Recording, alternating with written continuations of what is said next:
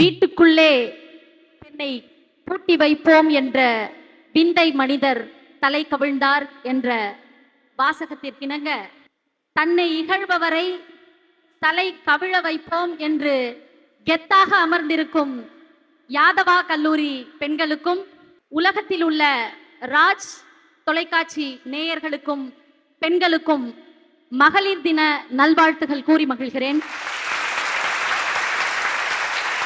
ஒரு பெண்கள் கூடியிருக்கிற இந்த சபையில அந்த அணில இருந்து வந்து அதுவும் யாதவா மகளிர் கல்லூரி பெண்கள் உட்கார்ந்து இருக்கிற இந்த அரங்கத்துல புகுந்த வீடு தான் எங்களுக்கெல்லாம் சந்தோஷம் தரும்னு சொன்னா இதெல்லாம் ஏத்துக்கிற மாதிரி இருக்கா நடுவர் அவர்களே? உண்மையிலேயே நல்லா இங்க இருக்கிற பெண்கள் கிட்டையும் சரி, நீங்க பார்த்த அத்தனை பெண்கள்கிட்டையும் சரி கேட்டு பாருங்க. பெண் பிள்ளைகளுக்கு ஹஸ்பண்டுக்கு குயினா இருக்கிறத விட டேடோட லிட்டில் பிரின்சஸா இருக்கிறதுல மட்டும்தாங்க எப்பவுமே சந்தோஷம். ஒரு பாயிண்ட் போதுமா? உனக்கு 9:45 ஒரு பஸ் இருக்கு, நீ கிளம்பலாம். நடுவர் அவர்களே, இப்ப அந்த அணில வந்து 2 பேர் பேசினாங்கல்ல, என்னுடைய அன்பு சகோதரன் ஹரி வந்து நிறைய விஷயத்த சொன்னாரு. நீங்க எல்லாம் உங்க அப்பா கிட்ட இருக்கும்போது என்ன கேக்குறீங்க? ஒரு லாலிபாப் கேக்குறீங்க, ஒரு ஸ்டிக்கர் போட்டு கேக்குறீங்க, உங்களுக்கு தேவைப்பட்ட சின்ன சின்ன பொருளா கேக்குறீங்கன்னு சொன்னார்ல. அதுவே வீட்டுக்காரர் வீட்டுக்கு புகுந்த வீட்டுக்கு வந்ததுக்கு பிறகு நாங்க கொஞ்சம் எக்ஸ்ட்ரா கேக்குறோம். ஒரு வளையல் வாங்கி கொடுங்க, ஒரு செயின் வாங்கி கொடுங்கன்னு கேக்குறோம் தான். ஏன் கேக்குறோம்?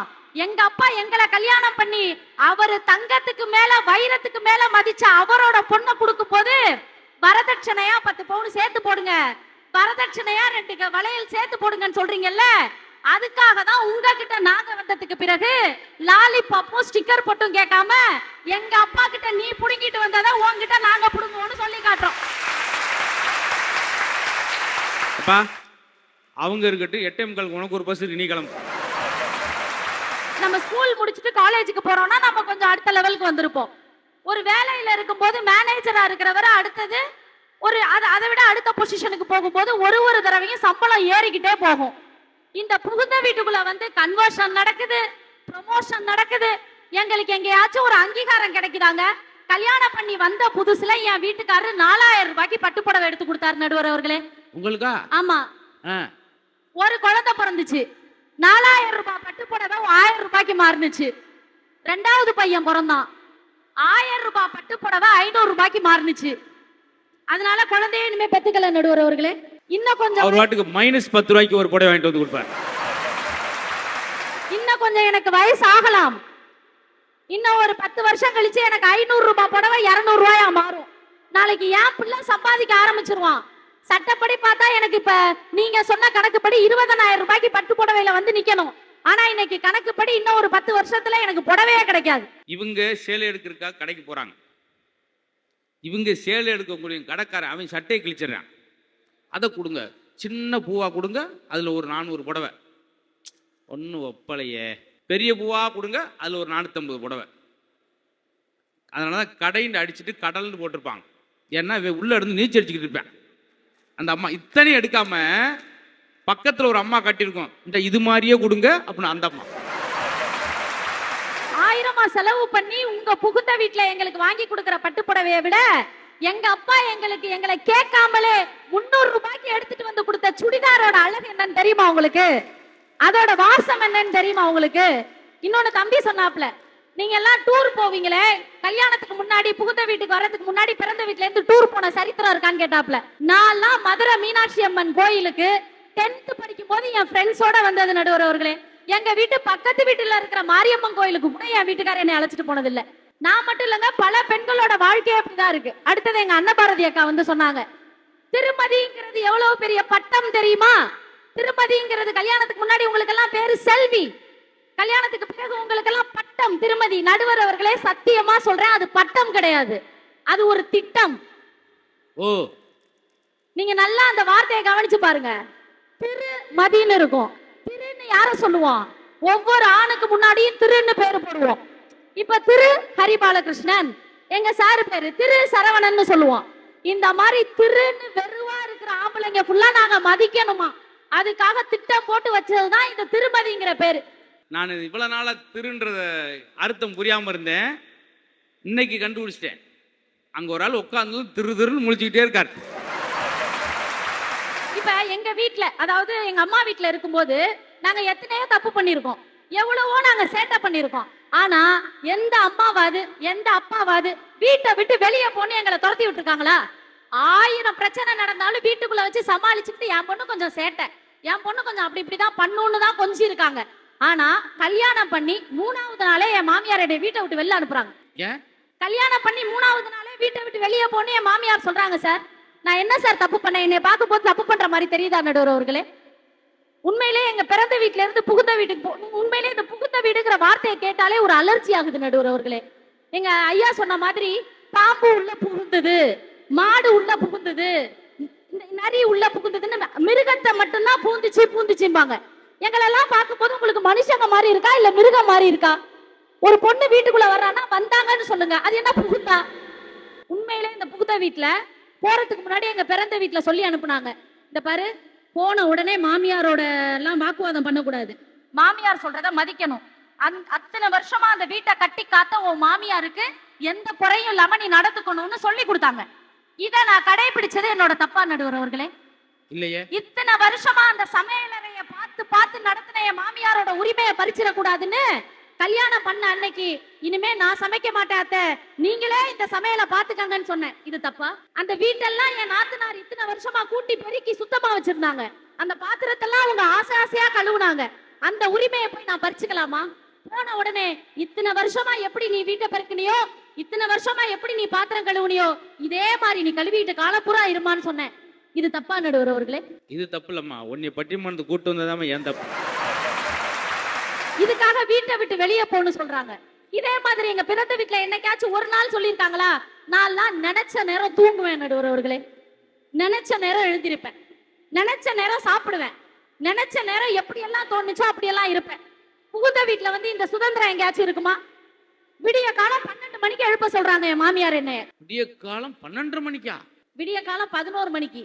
ஆச்சரியமா இருக்கே சார், விடிய காலமே உங்க ஊர்ல 11 மணியா? எங்க பிறந்த வீட்டுல எனக்கு அதுதான் நடுவர் அவர்களே விடிய காலம். என் வீட்டுக்காரர்கிட்ட சொல்லி விடிச்சிருச்சு, மணி 10 ஆயிடுச்சு, எழுப்பவளைன்னு இப்படி டார்ச்சர் பண்றாங்களே, இந்த புகுந்த வீடு எப்படி நடுவர் அவர்களே சிறப்பா இருக்கும்? நான் கேட்கிறேன். உண்மையிலேயே இப்ப நாம எல்லாருமே புகுந்த வீடு தான் நல்லா இருக்கு, நம்மள மதிக்கிறாங்க, பிறந்த வீட்டுல வந்து நமக்கு ஒரு மரியாதை கிடையாது நினைச்சிட்டு இருக்கோம். இப்ப நல்லா கவனிச்சு பாருங்களேன், புகுந்த வீட்டுக்கு நாம போகும்போது வீட்டுக்குள்ள போனதும் நம்மள என்ன பண்ண சொல்லுவாங்க? விளக்கேத்த சொல்லுவாங்க. அப்ப நம்மள அறியாமலே நமக்கு ஒரு கிரீடம் தலைக்கு வந்துடும்.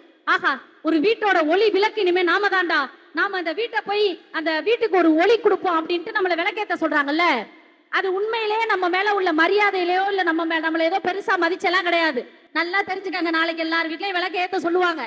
அப்ப போய் அது சொல்றதுக்கு காரணம் என்ன தெரியுமா? இத்தனை வருஷமா இந்த வீட்டுல காலையில எழுந்திருச்சு முதல்ல லைட் ஆஃப் பண்றதும் நான் தான், நைட்டு கடைசியா எல்லாரும் தூங்குனதுக்கு முன்னாடி லைட் ஆஃப் பண்றதும் நான் தான். இனிமே இந்த லைட் போடுற வேலை ஆஃப் பண்ற வேலையெல்லாம் உன்னோடதுன்னு நம்மளுக்கு சொல்லாம சொல்லி காட்டுறதுக்கு தான் இந்த பிளான். அதே மாதிரி உள்ள போனோடனே பால் காய்ச்ச சொல்லுவாங்க. அது என்ன அன்பா பாசமா? ஒன்றும் கிடையாது. இனிமே காலையில எழுந்திரிச்சு இந்த வீட்டுல உள்ள எல்லாருக்கும் நீ தான் டீ போட்டு கொடுக்குறேங்கிறத ஞாபகப்படுத்துறதுக்கு தான். முழுக்க முழுக்க எங்களெல்லாம் ஒரு வேலைக்காரி மாதிரியே ட்ரீட் பண்ற இந்த புகுந்த வீடு நல்லா இருக்குன்னு சொன்னா எங்க பெண்கள் எங்கேயாச்சும் ஒத்துப்பாங்களா நடுவர் அவர்களே? உண்மையிலேயே பெண்களை நிறைய பேர் என்ன சொல்லுவாங்கன்னா, அந்த பெண்களுக்கு வந்து உலகத்திலேயே மிக கொடுமையான வலி, ரொம்ப அதிக வலி எதுன்னா பிரசவ வலின்னு சொல்லுவாங்க. ஆனா பிரசவ வலியை விட ஒரு பொண்ணுக்கு மிகப்பெரிய வலி எது தெரியுமா? இத்தனை வருஷமா 25 வருஷமா நம்ம ஆசைப்படி தூங்கி எழுந்திருச்சு நம்ம விருப்பத்துக்கு இருந்த அந்த வீட்டை விட்டுட்டு மறுநாள் திருமணம் ஆகி போக போறோம் பாத்தீங்களா, அந்த நைட்டு நம்ம மனசு வலிக்கும் பாருங்க, அதுதாங்க உலகத்துல இருக்கிற மிகப்பெரிய கொடுமையான வலி.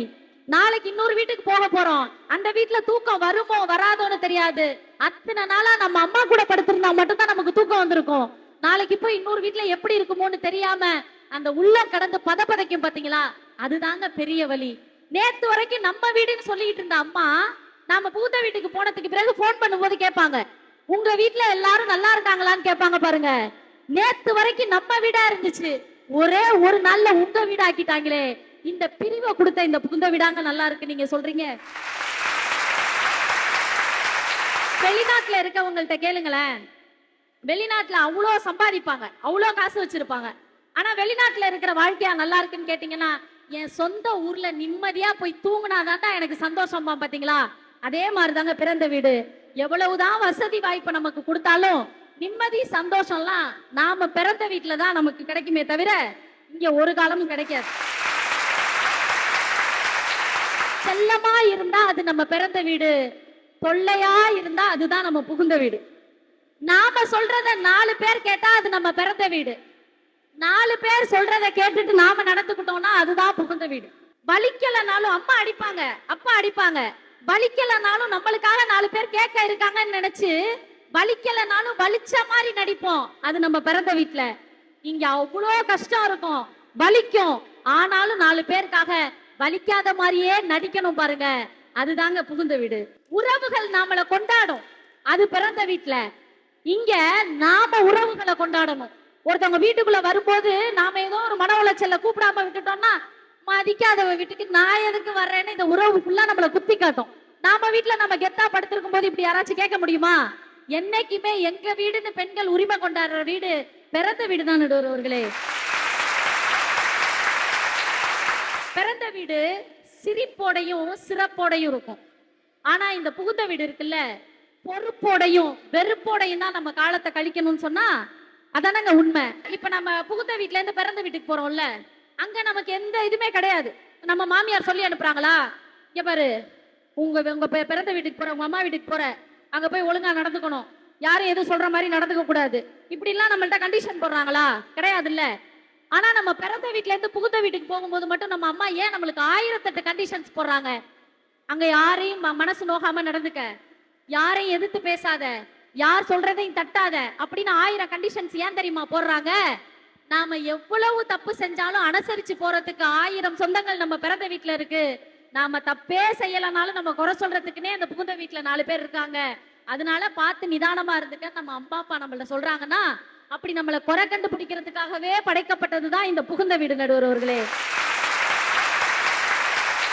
புகுந்த வீட்டுல இருந்து பிறந்த வீட்டுக்கு போற பெண்ணையும் பாருங்க, பிறந்த வீட்டுல இருந்து புகுந்த வீட்டுக்கு வர்ற பெண்ணையும் பாருங்க.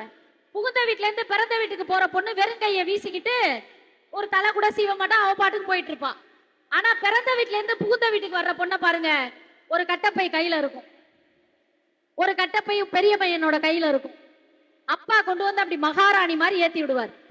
இவ்வளவு செல்வாக்கோடையும் வளர்க்கின்ற எங்களுடைய பிறந்த வீடுதான் என்றைக்குமே பெண்களுக்கு சந்தோஷமே தவிர, அந்த புகுந்த வீடு நாங்கள் வாழ போன வீடு அல்ல, அது பிழைக்க போன வீடாகத்தான் இன்றைய வரைக்கும் நாங்கள் கருதி கொண்டிருக்கிறோம். அதனால் எந்த வகையில் பார்த்தாலும் பிறந்த வீடுதான் எங்களுக்கு மகிழ்ச்சியும் மனநிறைவும் தருகிறது என்ற தீர்ப்பை நீங்கள் வழங்குவீர்கள் என்ற நம்பிக்கையோடு உங்கள் கைத்தட்டலில் கரையும் ஆசையுடன் விடைபெறுகிறேன். நன்றி.